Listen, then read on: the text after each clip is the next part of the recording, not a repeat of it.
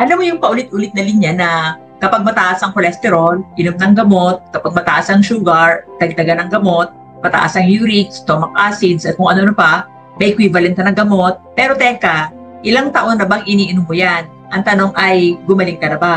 Nawala ang sintomas, oo, pero ang totoo, hindi ka talaga gumaling permanently. Ang problema kasi ngayon, maraming disinformation ang mundo na ginagamit, hindi para magpagaling, kundi para magbenta. At ginagamit nila ang fake science, tapos dadaanin sa heavy marketing ads at massive social media campaign para mapaniwala ang tao. Ang marketing ads po ay hindi science. It's just business. And guess what? Habang kumikita sila sa paniniwala mo, lumalala ka naman. Karamihan ng gamot ay pang-control lang ng sintomas, hindi solusyon sa ugat ng sakit. Kaya, pag bumuti sandali ang pakiramdam mo dahil uminom ka ng gamot at dahil may pinababa lang o na-control na pain sensor, it doesn't mean na magaling ka na. Hindi po masama ang gamot, ang masama po ay umasa sa gamot.